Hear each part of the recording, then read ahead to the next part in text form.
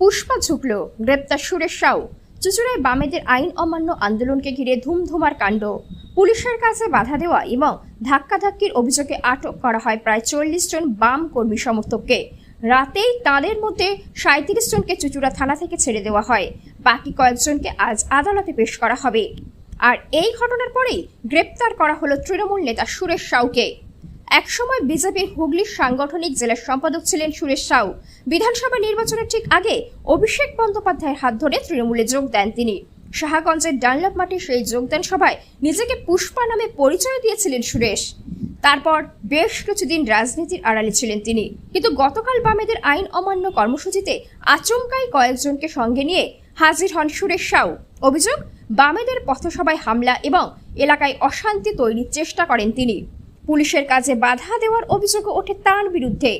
অভিযোগের ভিত্তিতেই আজ সকালে সুরেশ সাউকে গ্রেপ্তার করে পুলিশ। আজ তাকে চুঁচুড়া আদালতে পেশ করা হবে। ঘটনায় মুখ খুলেছেন চুঁচুড়ার বিধায়ক সুবীর নাগ। তাঁর দাবি, তৃণমূলের কোনো নেতা যদি গেরুয়া ঝান্ডা নিয়ে অন্য কোনো রাজনৈতিক দলের কর্মসূচিতে গিয়ে গন্ডগোল পাকান, তাহলে তার দায় বিজেপির ঘাড়ে চাপানো যাবে না। সুবীর নাগ বলেন, একজন তৃণমূল নেতা গেরুয়া ঝান্ডা নিয়ে কোনো একটা রাজনৈতিক দলের কর্মসূচিতে গিয়ে গন্ডগোল পাকাবে আর বিজেপির বদনাম হবে, এটা আমাদের দল কখনো মেনে নেবে না।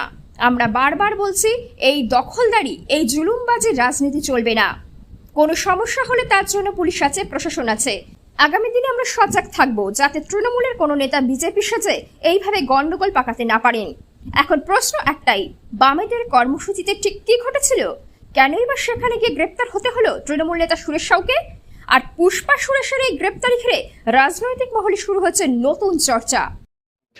দেখুন, আমরা সচক্ষে দেখেছি একজন তৃণমূলের নেতা, সে নেতৃত্ব দিয়ে গেরুয়া ঝান্ডা নিয়ে নেতৃত্ব দিয়ে কোনো একটা দলীয় কার্যক্রমের উপর আক্রমণ করবে। আমার দল এটা কখনোই মেনে নেবে না।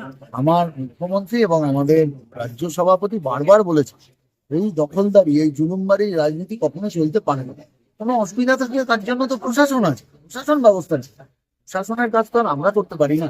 অতএব যেটা হয়েছে এটা ভুল হয়েছে এবং আমার এই কাজের উপর তীব্র নিন্দা রয়েছে এবং আশা করি আগামী দিন আমাদের দলের পক্ষ থেকে এবং আমরাও সবাই সজাগ থাকবো যাতে এইভাবে তৃণমূলের কোনো নেতা কোনো বিশৃঙ্খলা সৃষ্টি করে বিজেপির বদনাম করতে না পারে।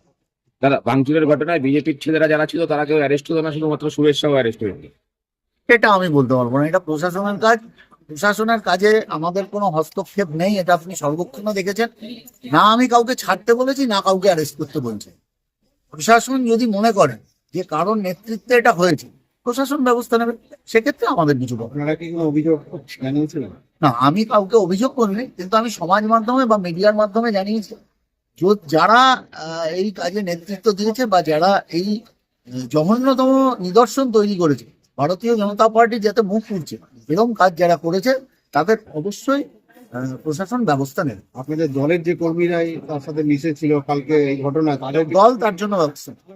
অবশ্যই আমার মাননীয় জেলা সভাপতি এখানে আছেন, যা প্রয়োজন আমার মনে হয় তিনি অবশ্যই করবেন এবং তিনিও এই কাজের তীব্র নিন্দা করেছেন।